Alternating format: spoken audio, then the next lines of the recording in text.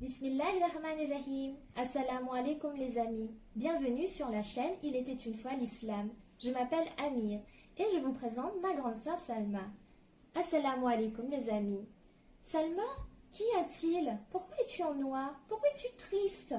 Je suis triste parce que je pleure le martyr de Karbala. Qu'est-ce qu'un martyr, Salma? Et qu'est-ce que Karbala? Un martyr est lorsqu'une personne a beaucoup souffert pour sa religion et a rejoint Allah subhanahu wa ta'ala à cause des méchants. Et Karbala est une ville située dans un pays appelé Irak. Voici Karbala.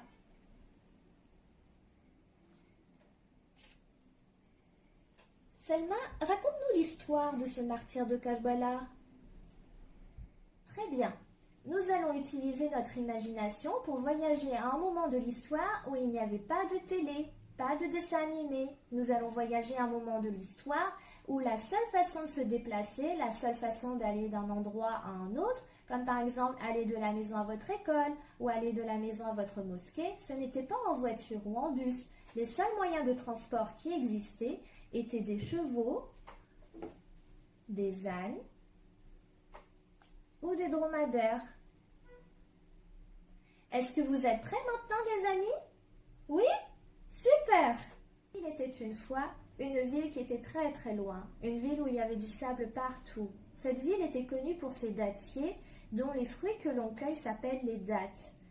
Une ville qui s'appelait Medina. C'est dans cette ville que repose le saint prophète Mohammed sallallahu alayhi wa sallam dans la mosquée Masjid al-Nabawi. Eh bien, c'était à Medina qu'habitait Imam Hussein alayhi salam. Salma, qui est Imam Hussein alayhi salam? Vous souvenez-vous des histoires que je vous ai racontées sur notre bien-aimé prophète Mohammed? Oui. Savez-vous ce que l'on doit dire lorsque l'on entend le prénom de notre saint prophète? Oui, on doit dire sallallahu alayhi wa sallam. Très bien, cela veut dire que la paix et la bénédiction d'Allah soient sur lui et sur sa famille. Sachant que je vous ai raconté son histoire, vous devez maintenant savoir qu'il s'était marié avec Bibi Khadija. Donc voici la carte du saint prophète et la carte de Bibi Khadija alayha salam. Et ils ont eu des enfants. Seule Bibi Fatima alayha salam était vivante lorsque le prophète et Bibi Khadija ont rejoint Allah subhanahu wa ta'ala. Bibi Fatima alayha salam s'était mariée avec Imam Ali alayhi salam et ils ont eu des enfants dont Imam Hassan alayhi salam et Imam Hussein alayhi salam. Donc, le saint prophète était le grand-père d'Imam Hussein alayhi salam. L'histoire du martyr de Karbala est l'histoire d'Imam Hussein alayhi salam. Cette histoire se passe lorsque Bibi Fatima alayha salam, Imam Ali alayhi salam et Imam Hassan alayhi salam n'étaient plus là.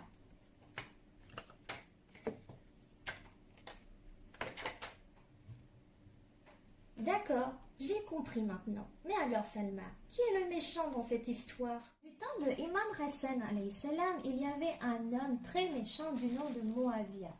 La succession devait revenir à Imam Hassan alayhi salam, mais Muawiyah était tellement malin, rusé et assoiffé de pouvoir qu'il a réussi à s'emparer du trône injustement. Une fois au pouvoir, il n'a pas respecté le traité de paix conclu entre Imam Hassan et lui-même.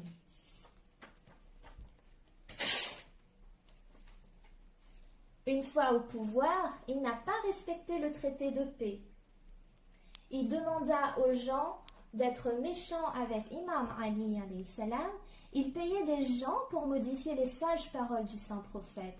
Il avait autorisé les choses que l'islam avait interdites. Il faisait du mal aux gentils. Et pour finir, il réussit à désigner son fils Yazid comme successeur. Yazid était encore plus méchant que son père. Il ne respectait pas l'islam et voulait y mettre fin. Il voulait à tout prix qu'Imam Hussein alayhi salam l'accepte en tant que roi. Il demanda au gouverneur de Medina de convoquer Imam Hussein alayhi salam. Oh non, notre religion était en danger? Oui, tu as tout à fait compris. Imam Hussein alayhi salam n'accepta pas Yazid comme roi. Les méchants organisèrent un plan pour faire disparaître pour toujours Imam Hussein alayhi salam. Cependant, Imam Hussein alayhi salam ne voulait pas qu'il y ait une guerre dans la ville sainte de son grand-père. Alors, il se rendit à Mecca avec sa famille et ses compagnons. C'est à Mecca qu'Imam Hussein alayhi salam envoya des lettres à tout le monde. Y a-t-il des gens qui vont me porter secours?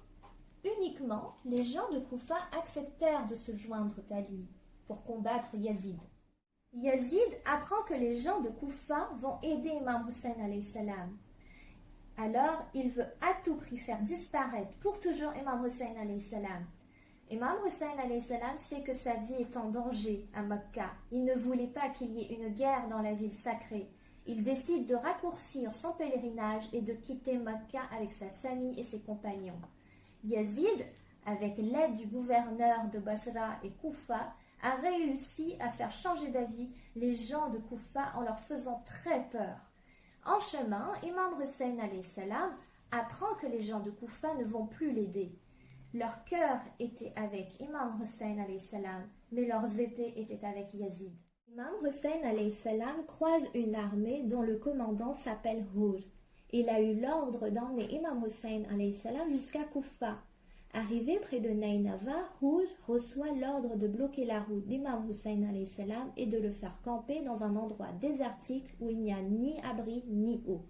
Imam Hussein alayhi salam continue sa route jusqu'à ce que son cheval s'arrête net et n'avancera plus. Imam Hussein demande aux gens comment s'appelle cet endroit. Les gens lui ont répondu Nainava, les rives de l'Euphrate. Et enfin, les gens lui ont dit que cet endroit s'appelait Karbala.